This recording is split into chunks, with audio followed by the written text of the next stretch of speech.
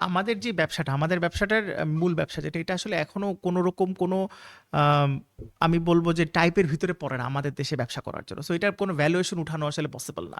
অনেক আগে আমাদের এক ইন্ডাস্ট্রি সিনিয়র, উনি এখন দেশের বাইরে চলে গেছে। উনি বলেছিলেন প্রায় ১০ বছর আগের কথা। বলেছিলেন, "আমি যদি আমার কোম্পানিটা বিক্রি করি, আমি এটার ভ্যালুয়েশন ধরেছি ৳১,০০,০০,০০০।" আমি বললাম যে, "আপনি কেন ৳১,০০,০০,০০০ ধরেছেন?" বলে যে, "দেখেন, আমার যে পরিমাণ ক্লায়েন্ট আছে, আমি ১০ বছর সার্ভিস দিয়েছি। আমি যদি ১,০০০ ক্লায়েন্ট ধরি, ১,০০০ ইন্টু ১০, ১০,০০০, এই ১০,০০০ ইউনিট মানে আমার ইউনিট অফ প্রোডাকশন আমার এখানে, এটাকে যদি আমি প্রত্যেকটাকে যদি আমি একটা সার্টেন টাকা দিয়ে গুণ করি, আমার ৳১,০০,০০,০০০ ভ্যালুয়েশনে।" পরে আমি জানি না উনি ওনার কি করেছেন ৳১,০০,০০,০০০ ভ্যালুয়েশনের বা কোনো কিছু, বাট উনি একটা রাফ হিসাব করেছিলেন। ভ্যালুয়েশনের ক্ষেত্রে আমি একটা জিনিস এখানে বলি কি, যারা সার্ভিস ইন্ডাস্ট্রিতে আছেন, আপনারা কোম্পানি ভ্যালুয়েশন করাতে পারেন অবশ্যই। আপনার প্রোডাক্ট যেহেতু আমরা একদম I am a creative entrepreneur who does SME business.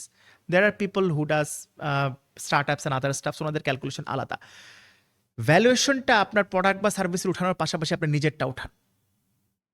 এটা আমি উপলব্ধি করেছি ২০১৮-১৯ সালের দিকে, যখন আমাদের ব্যবসা ৭ বছর হয়ে গেছে, আমার 30 হয়ে গেছে।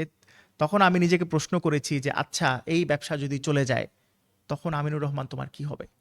মানুষ তোমাকে কিভাবে চিনবে? সো 18 সাল থেকে একটা প্রসেস শুরু করার পরে, মাঝখানে কোভিড, উঠানামা সবকিছু করে ৭ বছর পরে আমি জানি যে আমার ভ্যালুয়েশনে আমি সিগনিফিকেন্ট চেঞ্জ আনতে পেরেছি। আমি বলবো না যে এটা ভালো বা খারাপ, সেটা মানুষ জাজ করবে। এটা আমার জাজ করার বিষয় না। কিন্তু আমার এখন একটা শিক্ষক হিসেবে পরিচয় আছে। আমি লার্নিং অ্যান্ড ডেভেলপমেন্ট ইন্ডাস্ট্রিতে কাজ করি। চেকমেটও আমি সামলাচ্ছি। সো ৩ টা আলাদা জিনিস আমাকে এখন একসাথে ম্যানেজ করতে হচ্ছে।